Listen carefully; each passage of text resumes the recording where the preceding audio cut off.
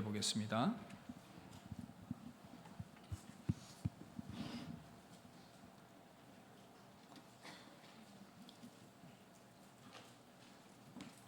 찾으신 줄 알고 교독하겠습니다. 자녀들아, 주 안에서 너희 부모에게 순종하라. 그것이 옳으니라. 내 아버지와 어머니를 공경하라. 이것은 약속이 있는 첫 계명이니. 이로써 내가 잘되고 땅에서 장수하리라. 또 아비들아, 너희 자녀를 노엽게 하지 말고 오직 주의 교훈과 훈계로 양육하라. 아멘. 할렐루야. 이 시간에 십자가로 다시 세우는 부모와 자녀, 이 제목으로 하나님 말씀 나누겠습니다. 우리 두 주 전이었죠. 부부관계를 다루었는데 지금 가정의 달이기 때문에 오늘은 부모와 자녀의 관계를 어떻게 세워가야 할지 말씀 듣고 교훈받고 주님의 음성 듣는 시간 되기를 바랍니다. 우리는 많은 관계 가운데서 살아가고 있습니다. 그런 많은 관계 가운데에서 때로는 사랑을 주고받기도 하고, 그러나 때로는 아픔과 상처를 주고받는 그런 경우들도 있습니다. 그런데 이 관계가 가까울수록 많은 사랑을 주기도 하지만 또 많은 상처를 주기도 하는 그런 것이 인간관계인 것 같습니다. 실제로 2009년에 옥스퍼드 대학에서 한 책이 발간되었는데 연구의 결과입니다. 어떤 연구의 결과였냐 하면 이 가까운 관계에서의 그 어떤 상처들이 어떤 영향을 주고받는가, 그런 어떤 내용들이었는데, 가까운 관계에서의 상처. 실제로 보니까 가족과 우리 가까운 이 부부 사이에서 받는 상처가 친구나 주변 사람들로부터 받는 상처보다 훨씬 크다는 그런 연구가 발표가 되었고, 그것이 책으로 출간이 되었습니다. 실제로 같이 가까운 사이, 특별히 가족 관계는 기대치가 높고 또 여러 가지 그런 마음의 생각들이 더 친밀함 가운데에서 이렇게 세워지다 보니까 오히려 그것이 서로에게 더 큰 상처를 주는 그런 이유가 되고 원인이 되기도 하는 것입니다. 특별히 그 가족 관계 가운데에서도 우리는 이 부모와 자녀의 관계의 친밀함은 떼놓을 수가 없지요. 이보다 더 친밀한 관계가 어디 있겠습니까? 부모의 몸을 통해서 자녀들이 출생을 하게 되었고, 그 가운데서 특별한 그런 관계 가운데에서 계속해서 우리는 인생을 부모의 관계를 맺으면서 자녀의 관계를 서로 맺으면서 살아가게 되어 있습니다. 그런데 이렇게 가장 가까워야 될 부모와 자녀의 관계인데도 불구하고 더 많은 상처와 아픔을 주고받는 그런 관계 가운데 나아갈 때가 있습니다. 참 자녀 입장에서, 부모 입장에서는 자녀들이 왜 내 사랑을 몰라주나, 자녀 입장에서는 부모님들이 왜 내 마음을 알아주지 못하나 하는 그러한 끊임없는 이 내면의 갈등과 서로 간의 그런 이 분쟁들이 있는 것을 보게 되는 것입니다. 실제로 그런 많은 갈등들 가운데에서 우리는 가정을 또 세워가는 가장 기초인 부부관계뿐 아니라 이 부모와 자녀 관계가 중요하기 때문에 오늘 말씀을 통해서 어떻게 그 부모와 자녀의 관계를 잘 세워갈 수 있을 것인지를 좀 확인을 해보려고 합니다. 사실 모든 인간관계의 기초는 그리스도 안에서가 중심이 됩니다. 주님 안에서, 그리스도 안에서 세워져 가는 그러한 모든 관계의 기초가 바로 거기에 있다라는 것이죠. 에베소서 5장 21절에 보면 그리스도를 경외함으로 피차 복종하라, 이 말씀이 있습니다. 그리고 이 말씀이 먼저 선언이 되고 난 이후에 부부관계, 부모와 자녀의 관계, 그리고 종과 주인의 관계로 연결이 되는 것을 보게 됩니다. 그러니까 우리 그리스도인들의 모든 관계의 중심에는 바로 그리스도 안에서 이것이 중심이 되고 이것에 초점을 맞춰야 된다, 그런 의미다라고 이해를 하시면 되겠습니다. 그렇다면 이 그리스도 안에서의 관계란 무엇일까 조금 더 생각을 해보면 결국은 갈라디아서 2장 20절의 말씀과 적용이 연결이 될 수가 있는데, 나의 자아가 죽고 내 안에 주님이 사시는 것, 그래서 나는 죽고 주님이 내 안에 사시는 그 관계 가운데, 그 가운데에서 세워지는 그런 관계가 바로 주님 안에서의 관계다라고 볼 수가 있습니다. 우리는 우리의 죽지 않은 옛 자아를 가지고 사람들과의 관계를 맺으면서 많은 문제들이 일어납니다. 특별히 자아가 죽지 않은 부모가 자녀를 함부로 하고, 자아가 죽지 않은 자녀가 부모가 또 자녀를, 자녀가 부모를 서로 그렇게 참으로 안 좋은 관계, 안 좋은 가운데서 대하게 되는 그런 연약함들이 있습니다. 자신이 가지고 있는 혈기로 부모가 자녀는 부모를 대하다 보니까 계속되는 가족 간의 문제가 발생을 하게 되더라는 것입니다. 그래서 우리가 이러한 부분들을 염두에 두고 결국은 우리가 바른 부모와 자녀 관계를 세우기 위해서는 십자가 앞에서 다시금 서야 하고 십자가를 지나가야 될 필요가 있다라는 것, 이것을 전제를 하고 오늘 말씀을 함께 나누려고 합니다. 우리는 어떻게 성경적인 부모와 자녀의 관계를 세워갈 수가 있겠습니까? 먼저 첫 번째는요, 자녀들은 주 안에서 부모를 공경해야 합니다. 주 안에서 부모를 공경해야 한다. 에베소서 6장 1절 이 말씀 우리 함께 읽도록 하겠습니다. 자녀들아, 주 안에서 너희 부모를 공경하라. 이것이 옳으니라. 제일 먼저 지금 우리에게 권면을 주는 것이 부모 공경의 당연한 도리다라고 말씀하고 있습니다. 이것은 곧 부모 공경은 하나님의 공경과 같은 맥락이기 때문에 당연히 그러해야 된다라고 우리에게 말씀해 주고 있습니다. 레위기 19장 3절 보면 이런 말씀이 있어요. 너희 각 사람은 부모를 경외하고 나의 안식일을 지키라. 나는 너희 하나님 여호와니라. 여기 지금 이 한 문장에서 안식일을 지키는 것과 부모를 경외하는 것을 동일선상에 두고 있다는 것을 확인해 볼 수 있습니다. 그렇다면 어떤 의미겠습니까? 하나님을 예배하고 하나님을 경외하는 것과 부모의 공경이 동일한 것이기 때문에 그러한 무게와 가치를 두고 부모님을 공경하라는 그러한 권면과 도전과 권면의 말씀 아니겠습니까? 그래서 이것은 당연한 것이고 당위적인 것이다라는 것을 전제를 하는 것입니다. 여러분, 그런데 부모 공경이 당연한 도리다라는 것을 인식하기 전에 이 부모가 자녀를 향한 그 사랑이 얼마나 큰지 그것을 우리가 다시 한 번 더 마음으로 생각하고 깨달을 수 있다면 이것이 당연한 의무를 넘어서 우리 마음에서 우러나서 부모님을 공경하는 그러한 것으로 연결이 될 수가 있겠습니다. 말씀을 준비하다가 제가 한 영상을 찾았는데 이 영상을 같이 보면 좋을 것 같습니다. 같이 보고 말씀을 계속 이어가도록 하겠습니다. 준비되셨으면 함께 보겠습니다. 이제 필요한 거 있을 때 전화 드리죠. 아니요, 필요할 때만 한 번씩 드립니다. 그렇게 자주는 아닌 것 같고 한 번씩 한 일주일에 두세 번?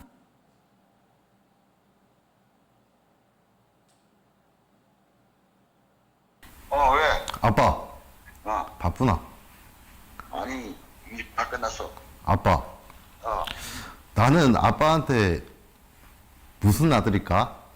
내가 엄마한테 무슨 어떤 아들이야? 나는 아빠에게 어떤 딸인가요? 나는 엄마한테 어떤 아들인가요? 나는 엄마한테 어떤 딸이야? 어떤 딸이야, 나는? 이 세상에서 하나밖에 없는 이쁘고 귀엽고 없으면 못 살 것 같은 나의 보배, 나의 보석, 나의 마지막 희망, 나의 로망, 나의 모든 것. 응, 됐어. 엄마. 나는 엄마한테 어떤 딸인가요? 뭘 어떤 딸이야, 야. 소중한 딸이지.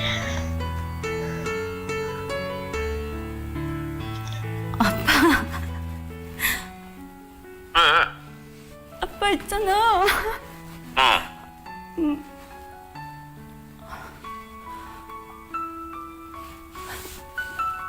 사무실에서 뭔 일 있었어? 아니. 그럼. 아빠, 응. 야, 물어보고 싶은 게 있는데 뭐?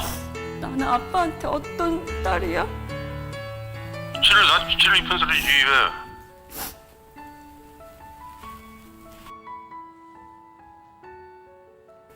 나는 다 사랑했다. 다 행복했다고. 진짜야. 거짓말. 아니야, 나는 그렇지 않아. 나를 키우면서 가장 행복했던 순간이 언제야? 지금 뭐 행복해. 니들 잘 크고 그러니까 행복해지. 나를 키우면서 가장 행복했던 순간이 있어? 당연히 있지. 항상 행복했어. 나 태어났을 지금까지? 때부터 지금까지? 항상 행복했어. 가끔 네가 속을 썩일 때는 좀 속상하기는 했지만 그래도 항상 행복해. 어디서 엄마가 너 같은 딸을 얻겠냐. 절대 힘들지 않았지. 나는 우리 아들이 있어서 행복했지. 지금도 우리 아들이 건강하니 잘하고 있으면 나는 그걸로 감사하게 생각하고 있지. 미안한 적 있지? 언젠데? 없이 살면서 니들 마음대로 못 먹이고 그런 것이 걸리지 뭐. 키울 때는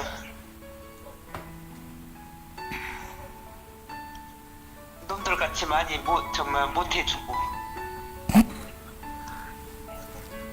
먹고 싶은 거 맘대로 못 먹이고 그랬지 뭐. 부모 마음은 다 똑같지. 다시 태어나도 내 엄마가 돼줄 거야? 그러지.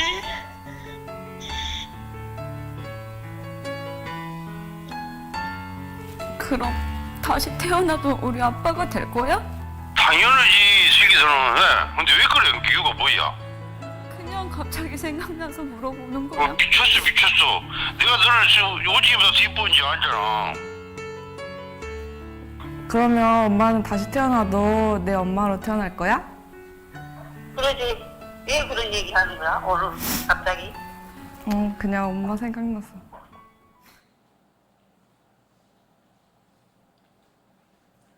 제가 일부 예배 마치고 나가면서 중고등부 아이들 있지 않습니까? 그 중고등부 딸이 아빠에게 나가면서 아빠가 있으니까 아빠 나는 아빠에게 어떤 딸이야? 라고 묻더라고요.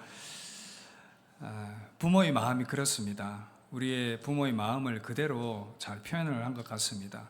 부모님들은 영상 보시면서 마음이 많이 공감이 되시고 그럴 것입니다. 사랑하는 자녀 여러분, 이것이 부모의 마음입니다. 더 이상 설명이 무엇이 필요하겠습니까? 그래서 당연한 도리를 넘어서 하나님의 그 마음을 가진 부모님을 더 사랑하고 그렇게 귀하게 여길 수 있으면 좋겠습니다. 그리고 주 안에서 존중하라고 도전하고 있습니다.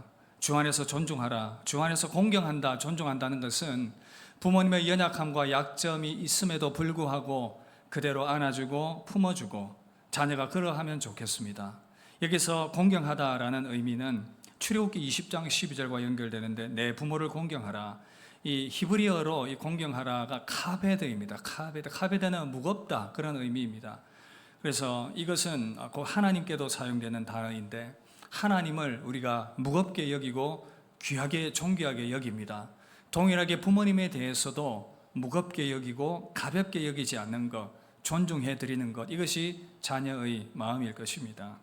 부모님이 힘이 있든 없든 건강하든 연약하든 많이 배우셔서 존경할 만하든 그렇지 못하든 우리 모두는 부모님을 무겁게 여기고 귀하게 여겨야 한다는 것입니다. 때로는 연약한 모습이 보이더라도 우리는 그 연약함을 안아줄 수 있어야 하겠습니다. 오래된 한 이야기입니다. 어느 시골 집에 며느리가 시집을 오게 되었습니다. 결혼을 하게 되었는데 그 이웃에 있는 별난 아주머니가 있었습니다. 그리고 이 아주머니가 얘기를 합니다. 도시 며느리 맞이하게 된다며 그때 정신 바짝 차려야 돼. 요즘 도시 아이들이 여자들이 얼마나 똑부러지는지 처음에 제대로 안 잡으면 휘어잡히니까 제대로 잡아야 된다고 그런 이야기를 하는 것입니다. 그래서 시어머니가 이 이야기를 듣고 단단히 각오를 합니다. 그래야지. 그리고 이제 이 아이들이 신혼여행을 마치고 시골 집으로 들어와서 같이 살게 되었습니다. 그렇게 궁리를 합니다. 이 시어머니가 어떻게 하면 이 며느리가 나를 무시하지 않을까. 궁리해낸 게 뭐냐 하면 아침마다 신문을 펴서 읽는 것이었습니다. 옛날에 신문에 한자도 많이 나와 있고 그러니까. 그리고 이제 신문을 착 펼쳐놓고 며느리가 옆에 있으니까 신문을 보면서 화를 냅니다. 아이고 이놈들, 아니 도대체 나라가 어떻게 되려고 이 모양들이야 이러면서 그 신문을 보면서 막 화를 내는 것입니다. 며느리가 이것을 보니까 와, 우리 시어머니가 정말 똑똑하고 지식도 많으시구나, 나라 걱정 많이 하시는구나 이런 생각을 해서 그리고는 남편에게 얘기합니다. 여보, 어머니께서 신문을 보시면서 나라 걱정을 많이 하세요. 그러니까 아들이 얘기해, 이상하다. 우리 엄마 까막눈인데 전혀 신문을 읽지 못하는데, 글을 모르는데 그냥 펴놓고 그냥 아는 척을 한 것이었습니다. 그러던 또 다른 어느 날이었습니다. 신문을 펼쳐놓고 또 막 화를 냅니다. 깜짝 놀란 며느리가 묻습니다. 시어머니 무슨 일이, 어머니 무슨 일입니까? 무슨 큰 신문에 기사라도 났습니까? 그랬더니 이 시어머니가 화가 나고, 글쎄 이놈이 세상에 대낮에 몽둥이를 들고 행패를 부리고 있지 않나, 막 화가 났습니다. 이 며느리가 도대체 신문에 무슨 기사가 났는가 싶어서 가만히 쳐다보다가 터져나오는 웃음을 꼭 참으면서 그렇게 누르고 있었습니다. 그 신문의 내용은 다름이 아니라 어느 프로야구 선수가 홈런 대기록을 세우고 야구 방망이를 높이 들고 사진을 찍었는데 그게 이제 신문에 나온 것이었습니다. 이제 글을 모르는 할머니가 이걸 이제 깡패로 착각을 한 것이었습니다. 시어머니가 그런 모습이었지만 그래도 이 며느리가 이렇게 지혜를 발휘를 합니다. 같이 화를 냅니다. 아니 세상에 이런 못된 사람이 어디 있습니까? 세상 참 큰일입니다. 어머니 그지요? 여러분 참 지혜로운 며느리 아닙니까? 시어머니의 그 연약함을 드러내지 않고 감싸주는 이 지혜로운 이 며느리, 사랑하는 며느리, 그리고 사위 여러분, 자녀 여러분, 부모님을 이렇게 지혜롭게 우리가 연약함 가운데서도 안아주면서 품어주고 그렇게 섬기면 얼마나 좋겠습니까? 그 부모님의 부끄러움을 드러내지 않는 자녀들. 창세기 9장에 보면 한 번은 노아가 포도로 농사를 짓고 포도주를 만들게 됩니다. 그리고 포도주를 진탕 먹고는 술이 취해서 장막에 벌거벗고 들어 누워 있었습니다. 볼품이 없어 보였죠. 아들 함이 이 모습을 보았습니다. 그리고는 비웃음을 보이면서 다른 형제들에게 얘기를 하죠. 아버지 지금 술 먹고 벌거벗고 뻗어 있다. 그런데 이 셈과 야벳은 그 장막에 들어가서 아버지의 하체를 보지 않고 고개를 돌리고는 겉옷으로 아버지의 하체를 가리워줍니다. 그리고 이 사실을 알게 된 노아는 함에게 아버지를 비웃은 함을 저주합니다. 그 함의 후손이 이제 가나안 족속들인데 가나안은 저주를 받아서 이 셈을 섬기게 될 것이다. 실제로 가나안 족속들이 끊임없이 약속의 민족들을 힘들게 만들었던 그 역사, 셈 가운데서 하나님의 구원의 그 계보의 역사가 이루어지며 하나님의 선택의 역사가 이어져 가게 된 것을 보게 되는 것입니다. 사랑하는 여러분, 주 안에서의 공경, 부모님을 공경하는 것은 부모님의 모든 연약함들을 이해하고 받아주는 것을 포함합니다. 부모님이 건강하시든 그렇지 못하든 연로하시든 좀 젊으시든 지식이 있든 없으시든 부모님은 그저 우리 부모님일 뿐입니다. 부모님은 그저 부모님으로서 소중하신 분입니다. 여러분, 우리가 이 마음을 다시 한 번 더 마음에 새기면서 부모님을 무겁게 여기며 존중해드리는 우리 모두가 될 수 있기를 바랍니다. 이렇게 잘 섬기며 나아갈 때 뭐라고 말씀합니까?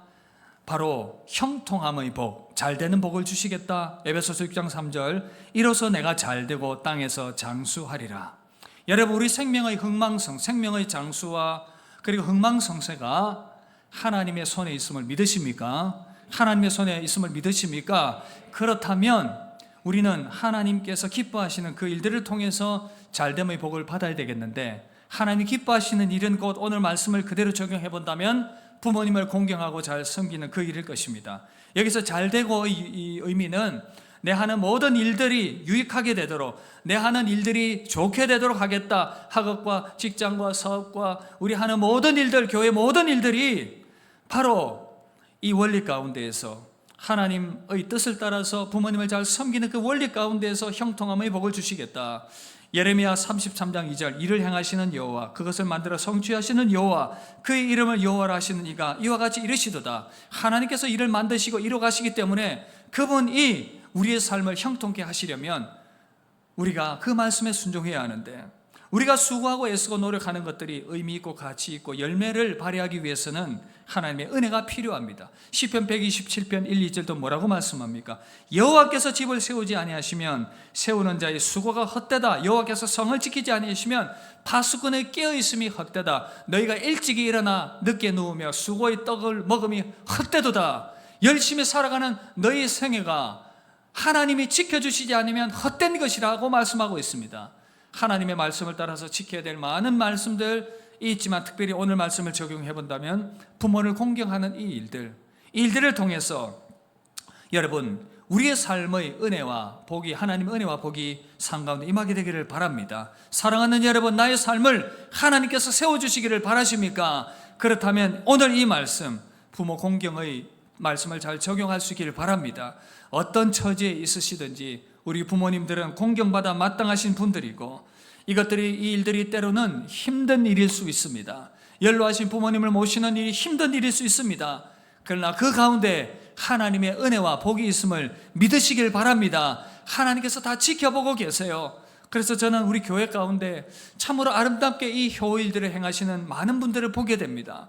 마음에 큰 감동이 있고요. 계속해서 그 일들을 잘 섬김을 통해서 하나님께 영광 돌리며 또한 하나님의 복을 받아 누리는 우리 모든 생애가 되기를 주의 이름으로 축복합니다. 그런가 하면 두 번째 적용할 것은 부모는 자녀를 노엽게 하지 말고 말씀으로 양육해야 합니다. 먼저는 자녀들에게 주시는 권면, 부모님을 공경하라. 그렇다면 이제 부모가 자녀를 향해서 주는 권면은 뭐냐면 바로 자녀들은 노엽게 하지 말고 말씀으로 양육하라. 자녀들은 부모를 공경하고 부모는 자녀를 노엽게 하지 말고 말씀으로 양육하라 도전하고 있습니다. 부모가 자녀를 양육하면서 저지를 수 있는 그런 이 두 가지 과오가 있는데 하나는 이 과잉보호입니다. 그리고 또 하나는 오늘 말씀처럼 노엽게 하는 이 일일 것입니다. 둘째 아들이 지금 열심히 훈련을 받고 있고 이제 한 주를 하면 이제 퇴소를 한다고 합니다. 열심히 총 쏘고 수류탄 던지고 각계 전투하고 이제 행군만 남았습니다. 그렇게 얘기를 하더라고요. 근데 입소할 때에 아이들을 소식들을 알린다고 요즘은 보니까 밴드를 다 가입을 시키는 거예요. 밴드 가입해서 소대장이 중대장이 아이들의 상황들을 이렇게 알려줍니다. 근데 여러분 그 밴드에 올라오는 그 사연들을 보니까 참 부모님들의 극성맞다 이런 생각들을 하게 되었는데 이런 내용입니다. 소대장님, 우리 아이가 목감기가 걸렸는데 자기 전에 네모반 바닥에 물은 뿌려주시죠. 바닥에 물 뿌려주는 거 이런 거 확인을 하고, 소대장님, 우리 아이가 감기가 걸렸는데 감기약을 지금 챙겨 먹어야 되는데 감기약 좀 챙겨주시냐고 뭐 그런 거를 묻기도 하고, 또 어떤 부모는 소대장님, 우리 아이가 지금 화상을 입었다고 하는데 큰일 난 거 아닙니까? 왜 그런데 이 부상자 명단이 아니에요. 하여튼 뭐 거기 아이가 다치고 그러면 이제 올리고 하는데 그 왜 명단이 왜 없습니까? 알고 보니까 국외 장관이 대인 것뿐인데 그거 가지고 애가 전화해서 엄마 나 화상 입었다고 얘기를 한 것 같아요. 극성 맞습니다. 이 자녀들을 이런 부모들 헬리콥터 부모라고 얘기합니다. 헬리콥터에 머물러 있습니다. 자녀들 위에 머무르면서 과잉 보호하는 이제 그러한 모습입니다. 여러분, 군대를 보냈는데 이 보이스카우트 보낸 건지 뭔지 제가 구분이 잘 안 되는데, 여러분, 이런 과잉 보호뿐 아니라 또 하나의 과오는 무엇이겠습니까? 자녀들을 오늘 말씀 보니까 노엽게 하는 것을 말합니다. 이 노엽게 하다 원어를 보니까 지속해서 마음에 분노를 품게 하는 것, 화를 품게 하는 것, 이런 것들을 말합니다. 생각해 보니까 그런 부모의 실수들이 많아요. 여러분, 자녀를 키울 때도 그랬었을 것이고 지금도 그럴 수가 있는데, 어떤 경우에 자녀를 노엽게 하는가? 감정적으로 자녀를 대할 때입니다. 부모가 화가 난 상태에서 그 감정을 이기지 못해서 자녀에게 막 쏘아붙이면서 말할 때가 있어요. 너 왜 그 모양이야? 머리가 그렇게 나쁘냐고? 누구를 닮았어? 누구 닮았겠습니까? 엄마 닮았지, 아버지 닮았지, 부모 닮았지. 그리고 또 비교합니다. 너의 형은, 너의 언니는, 동생은, 옆집의 애들은 이렇게 하는데 너는 뭐냐? 엄친아, 엄친딸을 얘기를 하면서 비교를 합니다. 상처가 되죠. 또 일방적으로 명령을 합니다. 부모 말이면 무조건 들어! 묻지 말고 따지지도 말고 그냥 해! 이런 이제 일방적인 명령입니다. 그런가 하면 또 부모가 자녀를 소유처럼 여깁니다. 내가 너를 어떻게 키웠는데 나는 못했지만 너는 해야지! 부모가 이 자녀를 통해서 자기가 이루지 못했던 꿈을 이루려고 하는, 제가 아는 목사님은 보니까 자기 아이가 성경고사, 전국 성경고사 대회에 지금 보냈는데 반드시 거기서 1등을 시키겠다고, 1등을 못하니까 뭐 2등을 하고 또 3등 하고, 그러니까 계속해서 아이를 닥달하면서 몰아세웁니다. 알고 보니까 자기가 어릴 때 전국대회 1등 못한 게 한이 돼가지고 자기 아들은 꼭 1등 시켜야 되겠다고. 목사도 그러고 있으니 참. 그리고 또 신앙으로 지나친 닥달을 할 때가 있지요. 그러면 하나님 벌 준다, 교회 다니는 애가 왜 그 모양이야, 네가 그러니까 안 되지, 이런 신앙으로 닥달을 하는 그러한 모습들, 이런 상황들이 지속되니까 자녀들의 마음에 쓴 뿌리가 그렇게 자리를 잡게 되는 것입니다. 노엽게 된 자녀들의 마음에 상처가 참 많이 있습니다. 여러분, 우리 가정은 어떻습니까? 계속해서 자녀를 향해서 그런 쓴뿌리를 쌓아가고 있는 그런 모습은 아닌가? 자녀들을 노엽게 하지 마시길 바랍니다. 자녀를 노엽게 하지 마시길 바랍니다. 여러분, 그렇다고 해서 아무 일도 하지 말라, 그게 아닙니다. 오늘 말씀은 주의 말씀과 교훈으로 양육하라. 하지 말아야 할 것은 자녀를 노엽게 하는 것이고, 해야 할 것은 자녀를 주의 교훈과 또 훈계로 양육하는 것입니다. 적절한 훈계는 반드시 필요합니다. 뭐 노엽게 하지 말라고 하니까 아무 일도 하지 말라는 것이 아니지요. 적절한 훈계가 필요하다. 이 훈계는 바른 어떤 양육을, 바른 어떤 훈육을 말하는 것입니다. 아버지의 적절한, 어머니의 적절한 훈계가 자녀에게 반드시 필요합니다. 사무엘상 2장에 보면 엘리 제사장과 두 아들 홈리와 비나스에 대한 이야기가 나오고 있습니다. 안타깝게도 제사장 아들이었던 엘리의 두 아들들 홈리와 비나스가 하나님을 경외하지 않는 그런 행실이 나쁜 아들들이었습니다. 어떤 사람이 예를 들면 제사를 지내기 위해서 제물을 가지고 오면 그 고기들을 빼앗아 버립니다. 그리고 제물을 위해서, 예배를 위해서, 제사를 위해서 기름을 가져오면 그 기름을 빼앗아 버립니다. 그리고 또 회막에 수종도는 여인들과 동침하게 되는 이런 악행들을 계속 저지릅니다. 하나님께서 이것들을 다 지켜보고 계셨고 하나님의 진노가 쌓이게 되었습니다. 그런데 문제는 엘리가 이것을 방치했습니다. 결국 하나님께서 이 가정을 향한 심판이 임하게 되었고, 이 모든 심판에 대해서 어린 사무엘을 통해서 그 메시지가 전달이 됩니다. 사무엘상 3장 13절 보시면 내가 그의 집을 영원토록 심판하겠다고 그에게 말한 것은 그가 아는 죄악 때문이니 이는 그가 자기의 아들들이 저주를 자청하되 금하지 아니하였음이니라. 여러분 보십시오. 이는 그가 자기 아들들이 저주를 자청하되 금하지 아니했다. 악행을 행하고 있는데 금하지 않았기 때문에 이 가정에 하나님의 재앙이 임했습니다. 결과적으로 이 두 아들들이 블레셋이 쳐들어왔을 때에 전쟁에 나가서 다 전사를 하게 됩니다.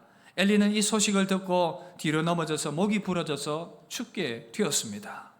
하나님의 진노가 임했던 것입니다. 여러분, 자녀를 사랑한다는 것은 자녀가 원하는 대로 내버려 두는 것이 아니라 적절하게 훈계하고 적절하게 지도하는 것입니다. 사랑 없는 훈계가 자녀를 노엽게 만들지만 훈계 없는 사랑은 자녀를 망치게 만듭니다. 그래서 6장 4절 자녀를 노엽게 하지 말라고 하면서 동시에 주의 교훈과 훈계로 양육을 하라. 그래서 여러분, 잘못된 것에 대해서는 단호하게 때로는 질책할 필요가 있습니다. 잠언에는 매를 들라고 말합니다. 요즘은 매를 사실은 실제로 들었다가는 많은 문제가 일어날 수가 있겠지요. 그러나 이 매를 들라는 것을 실제로 그렇게 적용을 하지 않는다 하더라도 그렇게 단호한 훈육은 필요할 것입니다. 우리 둘째가 어릴 때로 기억을 하는데 하다 말을 안 듣고 그러길래 너 한 대 맞는다 그랬더니 아들이 반응이 이렇습니다. 아빠 경찰에 신고한다. 요즘 그런 세상입니다. 때린다 그러면 경찰에 신고한대요. 여러분 설마 우리 아들이 그랬겠는지 모르겠습니다. 진짜 그랬을 수도 있을 아들일 것 같은데, 버릇없는 아이로 자라게 해서는 안 되겠습니다. 적절한 훈육이 필요하겠습니다. 그리고 또 하나님의 말씀으로 그래서 우리는 가르쳐야 합니다. 우리에게 주어진, 부모에게 주어진 거룩한 명령입니다. 계속해서 하나님은 우리로 하여금 그 자녀들에게 하나님의 말씀을 심어야 된다라고 교훈하고 있습니다. 다음 세대의 이 믿음이 전수될 수 있도록. 그래서 저는 계속해서 고민하면서 올해 참된 예배자의 길로 표를 내세웠던 것처럼 그 세부적인 적용 사항으로서 가정 예배를 반드시 올해 안에 우리 교회 안에 적용을 시키려고 그렇게 도전을 할 것입니다. 계속해서 그런 과정들을 통해서 여러분들의 가정들을 도전할 것입니다. 가정 예배를 통해서 함께 가족들이 모여서 말씀을 읽고 기도하고 하나님께 예배하는 그 과정들을 통해서 가정이 다시금 정렬되고 말씀 앞에 서는 그러한 일들이 일어나게 될 수 있을 것으로 기대합니다. 계속해서 하나님의 말씀을 가르쳐서 우리 다음 세대 자녀들이 믿음 안에 세워질 수 있도록 그렇게 부모의 책임을 소홀히 하지 말게 되기를 바랍니다. 말씀으로 자녀를 세워가게 되기를 주의 이름으로 축복합니다. 말씀을 마무리하도록 하겠습니다. 안델센의 동화 어머니의 이야기가 있습니다. 이 이야기는 죽음으로부터 아이를 되찾기 위해서 모든 것을 바치는 그러나 어머니의 그러한 모성에 대한 내용의 동화인 것입니다. 간단하게 좀 이야기를 소개해드리면 이런 내용입니다. 어느 추운 겨울이었습니다. 아이가 병에 걸렸습니다. 어린아이가 병에 걸렸고 이 아이를 지극정성으로 간호를 하고 있는데 어느 날 문을 두드리면서 한 노파가 찾아옵니다. 이 노파의 이름은 죽음입니다. 죽음이라는 노인이었습니다. 이 노파가 찾아왔고 이런저런 대화를 하는 과정에서 어머니가 깜빡 잠에 든 순간 이 죽음이라는 노인이 아이를 훔쳐갔습니다. 죽음의 그늘로 이끌고 가게 된 것이었죠.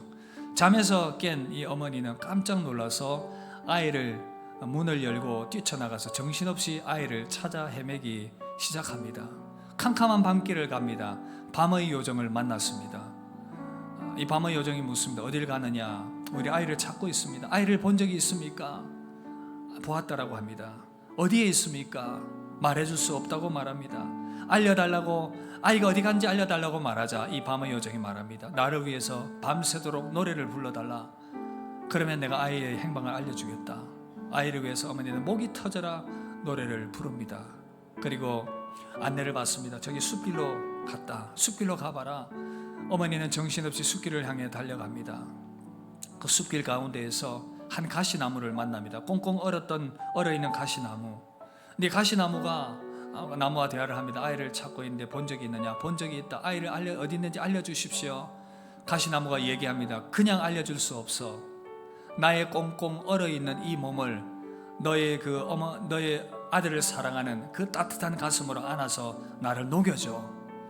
이 엄마는 그 말을 듣고 가시를 그대로 품에 안습니다. 그리고 온몸에 피가 터져 나옵니다. 그렇게 아이를 이 가시를 끌어안고 피를 흘리며 결국 그 대답을 듣게 됩니다. 저기 호수 쪽으로 갔으니 그 호수 쪽으로 달려가 보라. 이 엄마는 온몸에 피를 흘리면서 호수를 향해 달려갔습니다.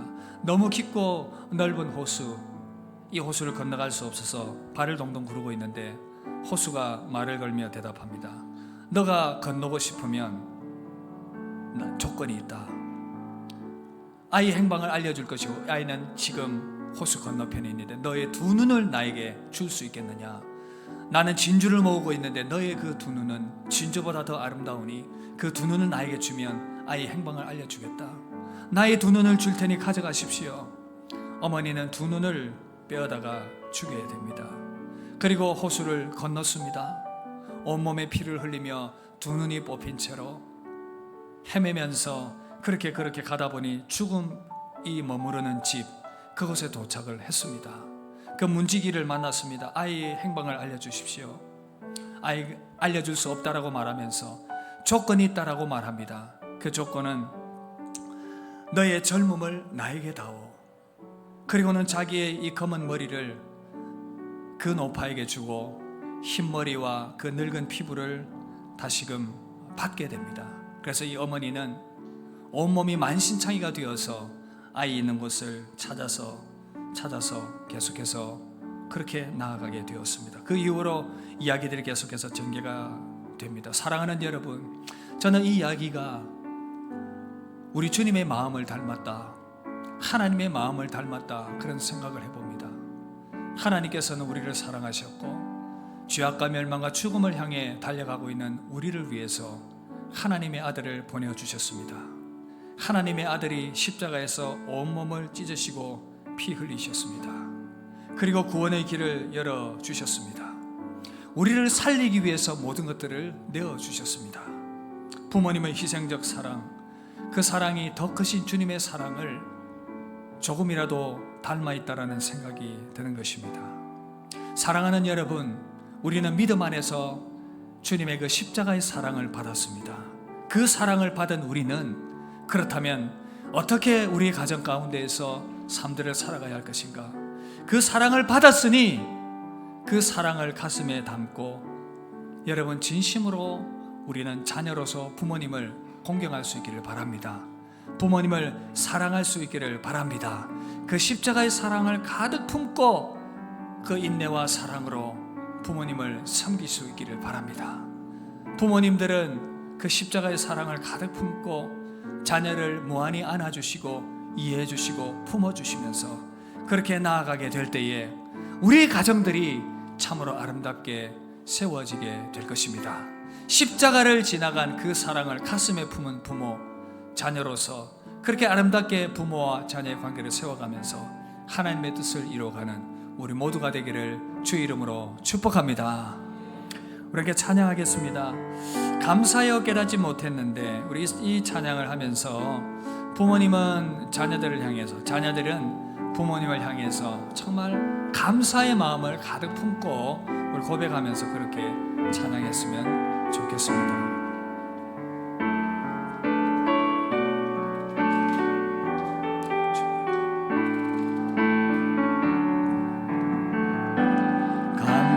감사해요 깨닫지 못했었는데 내가 얼마나 소중한 존재라는 걸 태초부터 지금까지 하나님의 사랑은 항상 날 향하고 있었다는 것 고마워요 그 사랑을 가르쳐준 당신께 주께 우리 부모님을 생각하며 우리 자녀들 생각하며 그렇게 우리 감사합시다. 그리스도의 사랑으로 더욱 섬기며 이제 나도 세상에 전하리라. 당신을 사랑받기 위해 그리고 그 사랑 전하기 위해 주께서 택하시고 이 땅에 심으셨네. 또 하나의 열매 당신은 사랑받기 위해 당신을 사랑받기 위해 그리고 그 사랑 전하기 위해 주께서 택하시고 이 땅에 심으셨네. 또 하나의 열매를 바라시며. 사랑하는 여러분, 오늘 주님의 권면의 말씀을 듣습니다. 주께서 자녀들에게 말씀하십니다. 내 부모를 공경하고 존중하라고요. 이것이 마땅한 바요, 이것이 당연한 것이라고요. 하나님을 공경하는 것이 곧 부모님을 공경하는 것이니 그렇게 마땅히 공경하라 말씀하십니다. 여러분, 당위성 이전에 우리를 향하신 그 부모님의 사랑을 가슴에 품으면 됩니다. 그래서 계속해서 부모님을 사랑하며 주님의 마음으로 섬기기를 원합니다.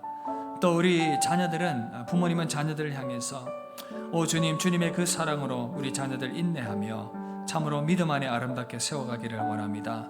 하나님께서 우리에게 선물로 주신 자녀로 알고 믿음 안에서 잘 세워가게 해 주옵소서. 혹 여러분 부모와 자녀 가운데 갈등이 있고 무너진 부분들이 있다면 회개하시고 다시금 사랑으로 하나 되게 해 주시옵소서. 우리 합심해서 한번 기도하며 나아가도록 하겠습니다. 기도하겠습니다. 하나님 아버지 감사합니다. 주께서 오늘도 이 시간 우리 가운데 주시는 주님의 음성을 듣습니다. 하나님, 사랑하는 우리 부모님들을 주님의 마음으로 잘 섬기며 나아갈 수 있도록 인도하여 주시옵소서. 참 연약하고 부족함이 많습니다. 하나님, 우리가 표를 다하지 못했던 모든 연약함들 불쌍히 여겨 주옵시고 긍휼히 여겨 주옵소서. 하나님 또한 믿음으로 자녀들을 양육하지 못했던 연약한 우리의 모습 또한 용서해 주시고 주의 긍휼과 사랑으로 품어주시기를 간절히 소원드립니다.